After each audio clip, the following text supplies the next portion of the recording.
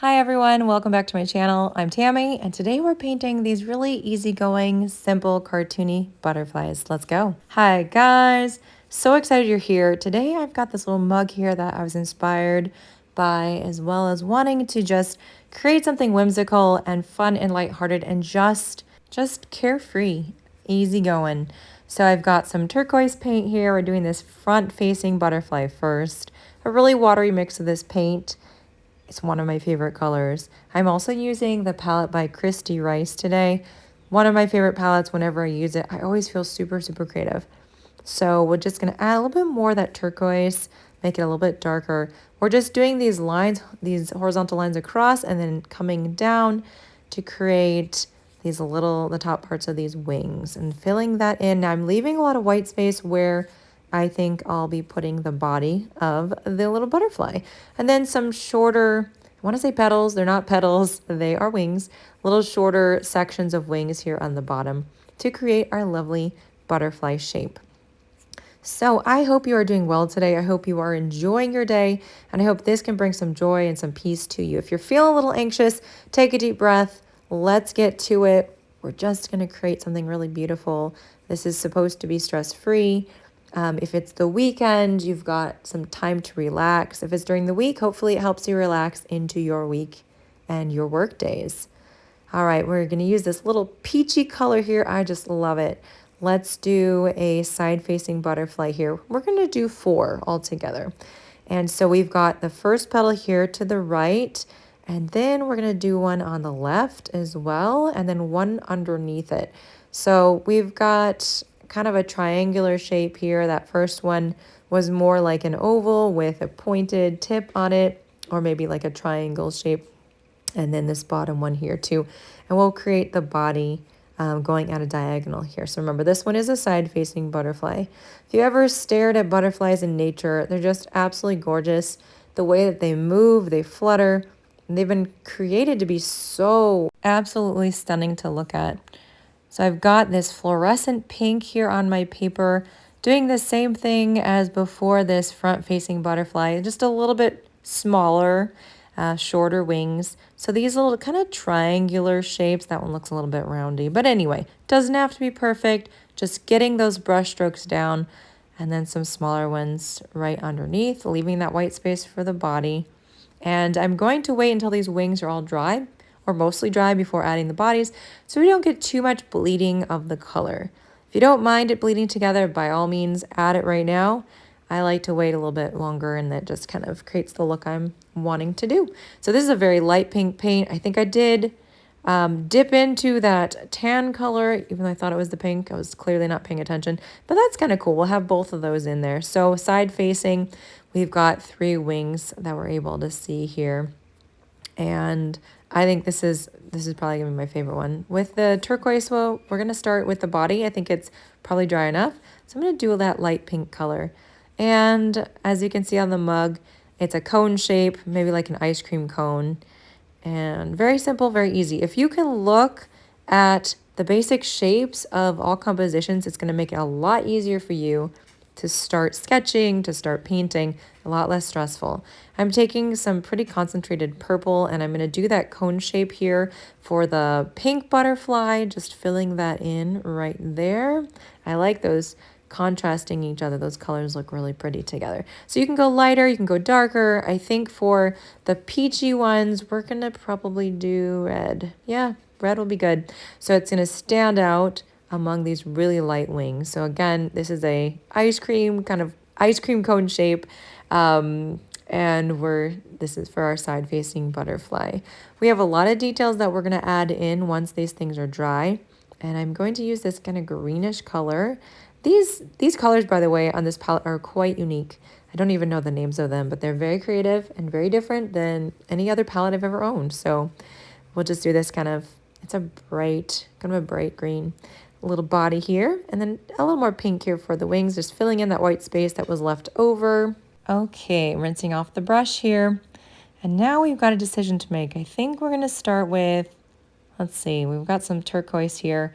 I'm going to do the antennae for this turquoise butterfly, and we're going to get a couple of little bleeding spots here, but those It's perfect because those can be the eyes of our butterfly. And I'm going to do a few little brush strokes here just for some design on the belly of our butterfly. As we are painting together, keep checking in with yourself. I want to add in some antennae for all these little butterflies and some legs. You can do 3, you can do 4, just for the side-facing butterflies. But I'm curious for you to check in on yourself as well. If you're feeling good, then continue to relax into this painting. If you're a little bit stressed, take a deep breath and remind yourself this is practice and this is supposed to be fun. And if you're enjoying this video, please give it a like. Feel free to subscribe to my channel and please hit the notification bell so that you are updated whenever I post something. And leave a comment below, which is your favorite butterfly so far? And if you'd like to share, what's your favorite way to relax when you're feeling stressed out? All that stuff helps out my channel, and I appreciate you guys so much. Continuing with our lovely butterfly details and using my liner brush, which I love so much. You could also use a number 1 or number 2 round if you have that. We're going to add in some little circles. Now, feel free to do whatever design you feel like doing for your butterflies. The butterflies on the mugs are quite fancy. They have multiple colors on the wings and lots of line details. I probably won't be that detailed with these guys, and that's okay. You can do as much as you want. I'm just going to go ahead and add in some little lines with this pink paint, which is really contrasting well with the orange. Kind of reminds you of, Dunkin' Donuts. That's a little bit a weird angle here. But we'll get those lines on. Dunkin' Donuts has these 2 colors, and I think they look beautiful together. It's not why I chose them. It just was random, I promise. Let's see. And we'll add a little bit more of that pink in there, a little more saturated. And another little circle connecting these lines. If you want to outline, which I think is kind of a fun thing to do, you can do that. I just wanted to add a little bit of a point to some of these. My goodness, I want to keep saying petals. These are wings to our butterflies. I just think it's kind of fun. So you can outline all of them. You can even use a black pen if you wanted to. That could be really fun. All right, so we'll add in a little bit of an eye for that guy. I was going to put one on the green guy, but he's already green, so you're not going to see that. All right, he's coming together. For our pink one, let's do some purple details with a little bit of blue. I just double loaded my brush, and I'm going to outline the body on this one. I thought he needed to be a little bit more differentiated, even though the colors are different from the wings, but just go ahead and add some little dots there to the antennae as well. And we can even do some eyeballs. Let's see if that blue will show up there. It's pretty dark. But for me, adding the details to butterflies is just such a fun thing.